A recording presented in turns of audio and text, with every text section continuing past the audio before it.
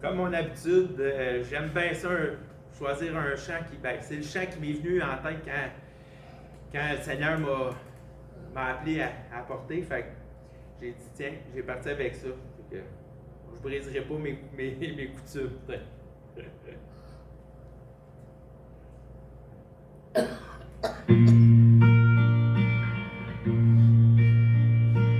Restaure mon âme dans la vallée, que je puisse être digne enfin de me tenir avec toi sur la montagne, dans la vallée. Restaure mon âme.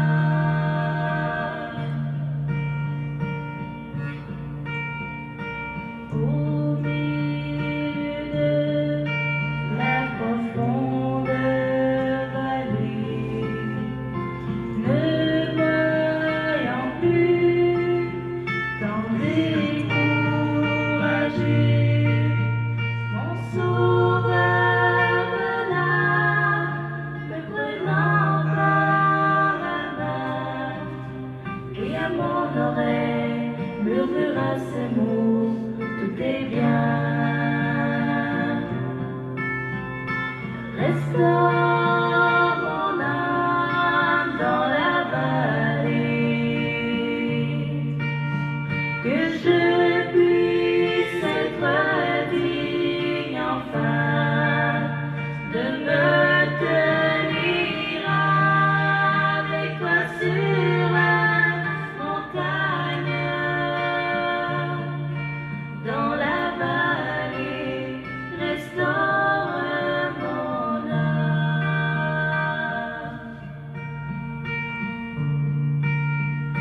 Jour après jour, les chemins de la vie nous mènent bien souvent le cœur conquis, brisé, déchiré par tant de misère. Je lève les yeux et je fais cette prière. Restaure mon âme dans la vallée, que je puisse être digne enfin de me tenir avec toi sur la montagne, dans la vallée.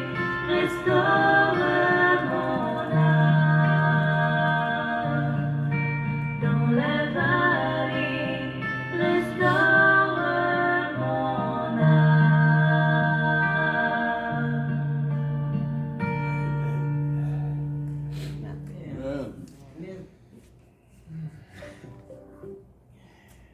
J'aime beaucoup ce chant. Parce que comme il est écrit dans le chant, j'aimerais ça être digne. Dans ma chair, dans ma pensée. Mais Satan joue bien son rôle. Ma chair n'est pas digne, mais c'est Christ qui nous a choisis chacun. Ouais. Si Christ nous a choisis, c'est parce qu'il nous a rendus dignes lui-même. Ouais. C'est une chose à ne pas oublier. Je chose avec ma femme, puis elle m'a sorti la description de qu'est-ce que restaurer, mais selon la parole de Dieu. Le sens biblique du mot restauration est de recevoir en retour plus que ce qui a été perdu, au point où l'état final est supérieur à l'état d'origine. Si on parle de restauration dans n'importe quoi, on parlait avec Yann, qui est mécanicien dans les garages, restaurer un char, ben, tu vas le ramener à son état d'origine, tu vas le remettre beau comme quand il est sorti du concessionnaire. Mais ici, il dit qu'il nous rend mieux, il nous rend plus. La restauration que Dieu fait est encore meilleure que ce qu'on était au départ. On est grandement béni pour ça. Le point principal est que quelqu'un ou quelque chose est amélioré au-delà de toute mesure. Qui d'autre que le Seigneur lui-même pour nous restaurer, nous amener au-delà de toute mesure imaginable selon l'homme. Souvent, il m'est arrivé dans ma vie, souvent le contraire, mais souvent aussi, les gens, ils discutent et ils font comme t'es pas comme les autres. Ça me rendait heureux. Je trouvais ça le fun. Au contraire de l'autre bord, il y en a un qui me dit peut-être toi, t'es pas mieux que moi. Moi, je le sais que je suis pas mieux. Moi, je le sais.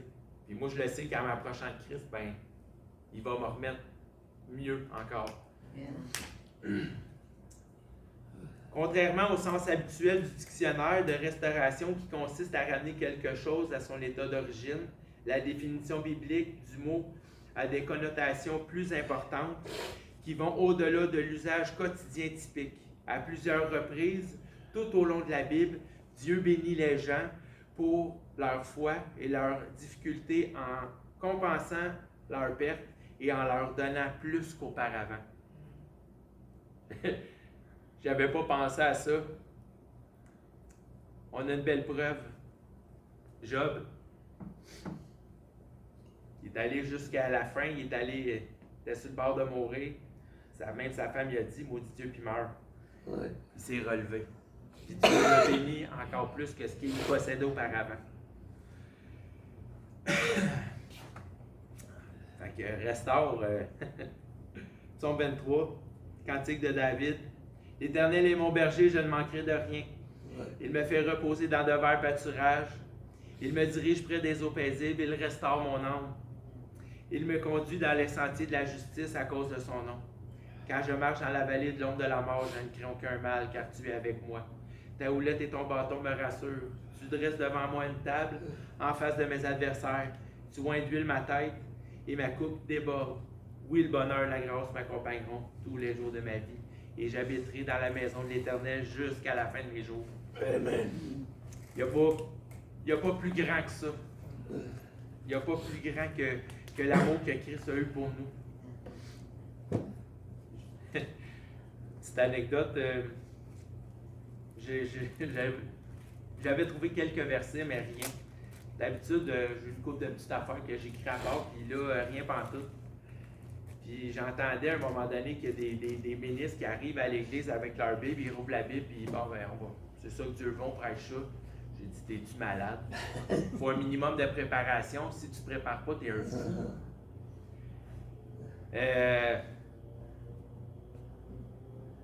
Probablement que si tu ne te prépares pas, tu es vraiment fou. Mais j'ai écrit quelques versets, puis je le sais que l'Esprit est là, l'Esprit va m'aider, va me donner ce que j'ai besoin. Mais il faut y rendre toute la gloire à Dieu. C'est lui qui donne, c'est lui qui décide de toutes choses. Dans Psaume 86, encore une prière de David. L'Éternel prête l'oreille, exauce-moi, car je suis malheureux et indigent. Garde mon âme, car je suis pieux. Mon Dieu, sauve ton serviteur qui se confie en toi. Aie pitié de moi, Seigneur, car je prie à toi tous les jours. Réjouis l'âme de ton serviteur, car à toi, Seigneur, j'élève mon âme. Je me suis jamais senti digne de l'appel de Dieu. Parce que, tu sais, je suis un petit gars d'un peu n'importe où. J'ai vécu une vie assez médiocre. J'essaie de m'améliorer à tous les jours, mais je remets les pieds dans mes défauts, dans mes faiblesses. Merci Seigneur d'être aussi compatissant et d'avoir autant d'amour pour avoir tout pardonné d'avance. Mais comme le roi David, il a péché, il a fait des choses selon l'homme qui sont impardonnables, qui n'ont aucun sens. Mais la grandeur de ce roi-là qui a guidé le peuple comme personne, qui est foncé vers des géants, la tête première, sans avoir aucune crainte. Peut-être qu'il y avait un petit quelque chose, là, mais il savait que Dieu était derrière lui et que Dieu ne l'abandonnerait pas. C'est sûr que moi tout seul, du haut de mon équivalent de secondaire 3, parce que l'école, c'est une perte de temps pour moi. Je savais que j'étais un gars manuel puis que ça me servait pas grand-chose d'aller à l'école. Malgré qu'après le recul, je me dis j'aurais dû écouter mon père puis continuer au moins un minimum. Mais on voit que ça ne sert pas à grand-chose. Ce qu'on a besoin de savoir, Dieu nous le donne. Par tout ce que tu vas vivre dans ta vie, par tous les chemins que tu vas passer, Dieu va t'apprendre les choses que tu as besoin de savoir. À un moment donné, je me suis demandé pourquoi que Dieu permet des choses aussi atroces qui m'arrivent dans ma vie. Pourquoi je tombe dans certaines choses. Pourquoi je fais le mal que je veux pas. Puis, quand quelqu'un vient me voir me demander conseil, merci Seigneur de ce que tu m'as fait vivre parce que moi j'ai vécu, je peux aider quelqu'un. Tu sais, il est écrit dans la parole, quelque part dans le monde, il y a un frère qui subit la même chose que toi. Ben, encore une fois, merci Seigneur d'être là et de nous accompagner tout au long de notre route. J'ai encore vu cette semaine sur Internet un vieux monsieur qui dit des belles phrases, des beaux poèmes, puis toutes sortes de choses, puis il parlait des traces de pas dans le sable. Il dit comment ça se fait quand ça a été si mal dans ma vie, il y avait juste une trace. Ben moi je le sais, c'est parce que c'est Christ qui me supporte. Il y avait un amour intarissable. Wow! Acte 26, c'est ça? Ouais. Acte 26, verset 17. Je t'ai choisi du milieu du peuple et du milieu des païens vers qui je t'envoie, afin que tu leur ouvres les yeux, pour qu'ils passent de ténèbres à la lumière et de la puissance de Satan à Dieu, pour qu'ils reçoivent par la foi en moi le pardon des péchés et l'héritage avec les sacrifiés. Pourquoi moi? Pourquoi je ne suis pas digne, je ne peux pas accomplir ce travail-là, je peux pas, je suis un des pires. Mais qui de mieux placé pour aller vers quelqu'un, puis lui montrer, hey, ce que tu fais, c'est pas bien. Alors, regarde, moi, je suis un exemple d'un côté, mais je peux être un exemple de l'autre côté aussi. Souvent, les gens me demandent, c'est quoi la différence entre toi et ton église et l'église catholique? Ben, je dis, nous autres, on vit comme tout le monde. On n'est pas cloîtrés dans une bâtisse, pas d'enfants, pas de vie, pas rien. Puis nous autres, on vit notre vie, on travaille, on a des familles. Je dis, le pasteur, il y a une femme, il y a des enfants. Tu vas voir le curé, là, ça va pas bien avec ta femme, qu'est-ce que tu veux qu'il te dise? Lui, il a étudié, il connaît rien, il connaît strictement rien. Je dis, versus nous autres, on est tous mariés, on a tous des enfants. Quand on dit quelque chose, on ne parle pas à travers notre chapeau. Jean 15. Verset 16. Ce n'est pas vous qui m'avez choisi, mais moi je vous ai choisi. Et je vous ai établi afin que vous alliez et que vous portiez du fruit, et que votre fruit demeure afin que vous demanderez au Père en mon nom, je vous le donne. Ce que je vous commande, c'est de vous aimer les uns les autres. Amen. C'est ce que j'essaie de m'efforcer de faire le plus dans ma vie, de ne pas me fier à ce que tout le monde raconte, de ne pas me fier à ce qu'un tel dit ou que l'autre, ouais, mais tu sais, lui ci, lui ça. J'essaie de me faire ma propre opinion. Parce que veut pas, Christ nous a transféré son amour, il nous l'a donné. Il a donné sa vie pour nous autres, il a tout fait pour nous donner l'entrée au paradis. Une petite parenthèse encore, j'ai expliqué à Maxime de quelle façon on doit se préparer vers le salut, comment on doit aller accepter le sacrifice que Jésus a fait, puis de comprendre que Dieu l'a relevé d'entre les morts. À l'école, il y avait un devoir sur le christianisme. Puis on demandé quel est le pouvoir de Jésus.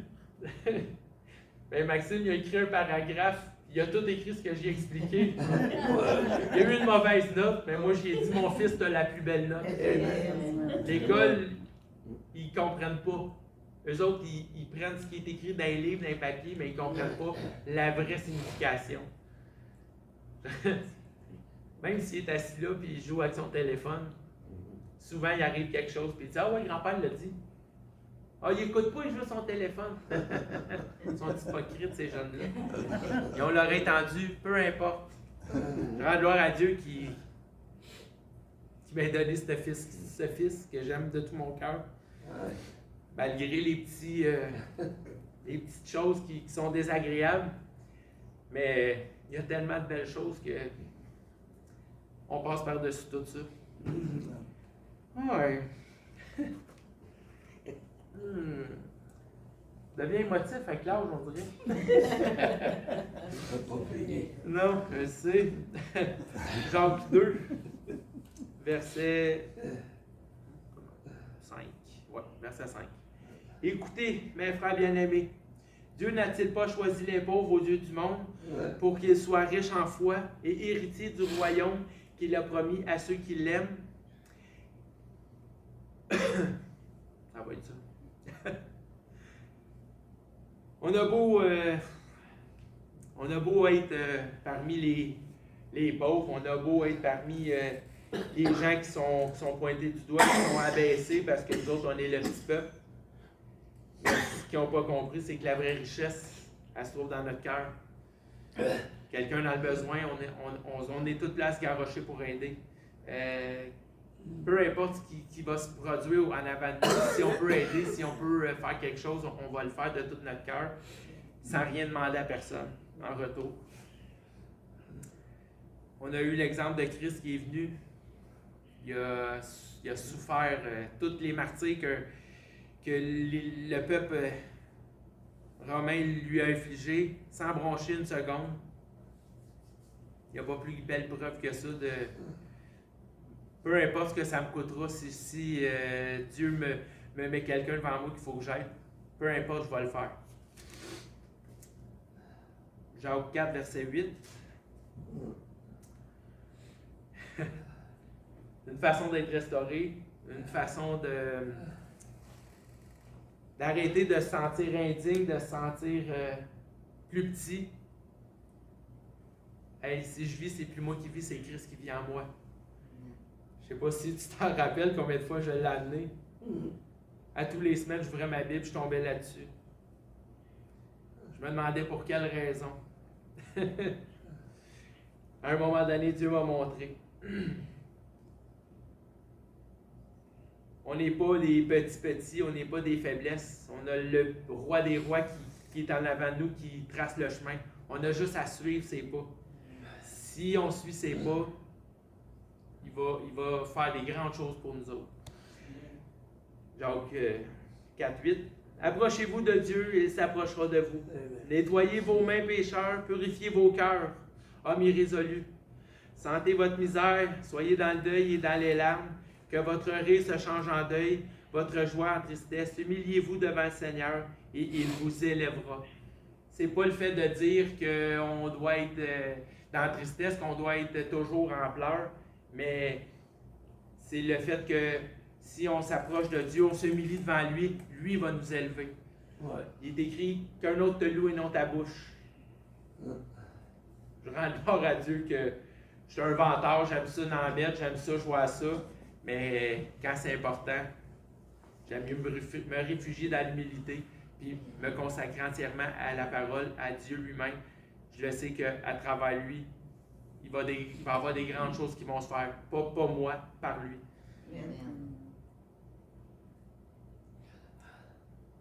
Seul, on ne peut rien faire. comme la Bible le dit, ensemble, on est puissant. On a la prière, et le Seigneur Jésus nous a fait une promesse. Tout ce qu'on va demander en son nom, il va s'en occuper pour nous autres. Fait que priez fort pour moi. Le Seigneur, il me pousse un petit peu là. Fait que j'ai besoin de beaucoup de prière et je vous aime de tout mon cœur. Amen.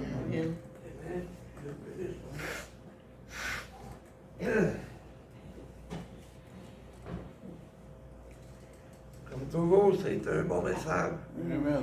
On peut remercier le Seigneur qu'il y a une relève qui s'en vient.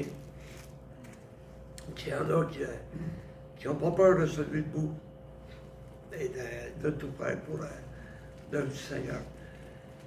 Je n'ai pas de voix ce matin, mais ça ne m'empêchera pas de glorifier Dieu avec vous tous. Vous savez, Noël s'en vient et j'avais préparé quelque chose en rapport avec Noël, mais je n'ai pas la voix puis le souffle pour emmener tout le message. Mais il y a un point que j'aimerais juste. C'est une promesse que Dieu avait faite au roi Achaz, qu'une vierge était pour tomber enceinte et qu'elle enfanterait un fils. Les gens se sont moqués. Et les gens continuent de se moquer. Parce que dans leur tête, là, une femme ne peut pas tomber enceinte sans la semence d'un homme. Ça, c'est dans nos têtes à nous. Au commencement, quand Dieu a créé l'homme, de quelle manière qu'il l'a fait? À partir de la poussière. Après ça, il a soufflé dans ses narines un souffle de vie, d'accord? Mais qui est-ce qui était là avec Dieu? Quand il a créé l'homme, quand il a créé la femme? Jésus était là, puis le Saint-Esprit avec. Alors, quand il nous dit, c'est un miracle que Dieu a voulu démontrer. C'est une prophétie qui a voulu démontrer que ce qui est impossible à l'homme est possible à Dieu. Vous savez, même si deux femmes s'aiment à la folie, ils ne peuvent pas avoir un enfant s'il n'y a pas la semence de l'homme. Et même si deux hommes s'aiment à la folie, ils ne peuvent pas avoir d'enfant. C'est la nature elle-même qui nous l'enseigne. Ça prend un homme et une femme. C'est dans la nature de l'homme. C'est pour ça que les gens se moquent. Parce que dans leur tête, voyons, elle n'a jamais connu d'homme. C'est là qu'est le miracle. Et la Vierge a enfanté le Seigneur Jésus. Et ils lui ont donné comme nom Emmanuel, c'est-à-dire Dieu avec nous. Et depuis ce miracle, Dieu est avec l'homme. Et Dieu essaye de montrer le chemin à l'homme, le chemin qui va le conduire. Excusez, le chemin qui va le conduire là où nous devons aller, dans le paradis céleste. Avec Dieu, pour l'éternité. C'est là qu'il y a le miracle.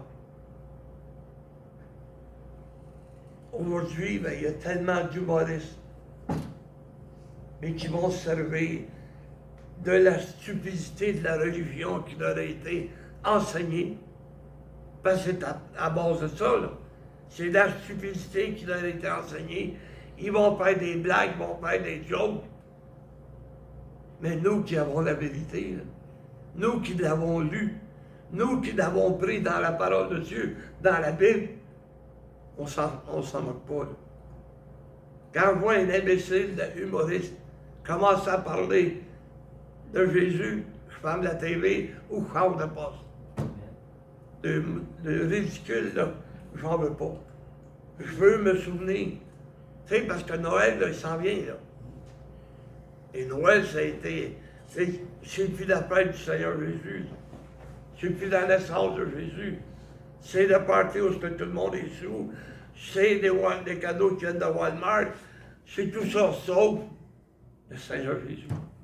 Et pourtant, c'est en son nom. C'est en souvenir de lui que Noël a été inventé ou créé. Alors, frères et sœurs, nous, on sait que c'est un miracle que Dieu a fait. Et ce miracle fait qu'aujourd'hui, nous sommes dans l'Église du Seigneur. Et qu'aujourd'hui, cet enfant qui est né est devenu un homme qui nous a apporté la parole de Dieu. Qui nous a apporté. Quelle est la volonté de Dieu pour moi aujourd'hui? Vous savez, ça fait comme Frère Christin il a fait. Tu l'ouvres ta Bible. Excusez. C'est vrai que ça prend une certaine préparation. Je me prépare pour avoir un culte. Je me prépare pour amener un message. Mais bien souvent, c'est quand je tombe sur un verset où que le Seigneur met à mon esprit un autre verset qui vient que celui-là, il avait besoin. C'est parce que, arrivé à l'église, ouvrir la Bible, puis dire, ben là, que le Saint-Esprit m'éclaire, bullshit. Pas de même ça marche, là. Tu sais, là. Tu peux arriver à l'église, ouvrir ta Bible, avoir un mot d'encouragement. Mais d'arriver à l'église sans te préparer, qu'est-ce que l'église a besoin? Je ne sais pas, mais Dieu me prépare en conséquence. Tu sais, là, d'ouvrir ta Bible et de dire, bon, mais c'est ça que le Seigneur veut quand même. Non. Je regrette, là, si tu es un pasteur de même un jour, là, sacré dehors. Parce qu'il ne prend pas soin de ton âme, pas tout. Il ne prend pas soin de son église. C'est pas le même que ça marche. Tu sais, là, il y a, entendre certains, il a raison, il y a certains pasteurs, oh, le Saint-Esprit, mais, hey, dis-les donc, sois donc honnête, t'es étudié chez vous, t'es arrivé à l'église, puis t'avais ce verset-là. C'est facile de tomber sur une page, hein? T'as rien qu'à mettre un signet. Je sais que je n'ai pas le droit de proposer, mais j'aurais une suggestion si quelqu'un veut le proposer. Sœur Carole me parlait d'une nièce de Frère Normand qui a le cancer. Puis ils ont beaucoup de misère à arriver. Elle mange seulement un repas par jour. Sœur Carole m'a fait part qu'elle voulait aller faire l'épicerie cette semaine. J'aimerais ça si l'Église pouvait aider aussi. Amen. T'as raison, ton mari va avoir quelque chose à dire là-dessus. On a vendu les bancs, ça nous a donné 1250, c'est ça? 75. 1275. Bon. On a des fonds en masse. Non. Et moi, je sais bien qu'aujourd'hui, que l'épicerie 100$, tu vas pas faire moins que ça, là. T'as raison. Fait que. Au moins 400 piastres. Voilà. Au moins, tu vas pouvoir faire une petite épicerie avec ça. En seconde, tout le monde est d'accord. Amen. Amen. Gloire à Dieu pour votre générosité. Puis, c'est un peu comme Frère Christin disait, quelqu'un est dans le besoin, mais on va tout faire pour l'aider. Si on n'avait pas eu de fonds, on aurait regardé dans nos dépenses, dans notre privilège, on aurait essayé de faire n'importe quoi, mais on est là pour aider. Amen. Que Dieu vous bénisse. Amen. Non, la prière n'est pas finie, je sais juste ce que vous voulez faire. Mais si après l'autre mot, mon frère Frère Normand, je peux me concentrer un peu sur lui. Père éternel, te remercie encore, Père, qu'on ait pu se réunir, te louer, te glorifier, Père. Je te demande, Père, mettre ta main guérissante et puissante sur ceux qui sont malades, Père. Exaucer les requêtes qui sont déposées au pied, c'est votre sainte volonté, Père. Subvenir aux besoins de tous mes frères et mes sœurs, Père. Je te demande aussi, Père, de toujours de tes mains sur le chemin du retour, Père. Je te demande, Père, de nouer des portes qu'on puisse témoigner ta parole et les gens peuvent accepter ton Fils comme leur sauveur, Père. Je te demande, Père, de faire venir ton avènement le plus vite possible, Père. Je te demande, Père, pour notre frère Ghislain, Père, de l'aider, de l'encourager, qu'il puisse se rendre où, Père. Je te demande, Père, pardon de nombreuses fautes, nombreux manquements qu'on fait comme toi chaque jour, Père. Dans tous ces jours, dans ton Fils Jésus, la plus grande gloire. Amen. Amen. Dieu nous bénisse. Non, là, c'est Dieu nous bénisse. Amen.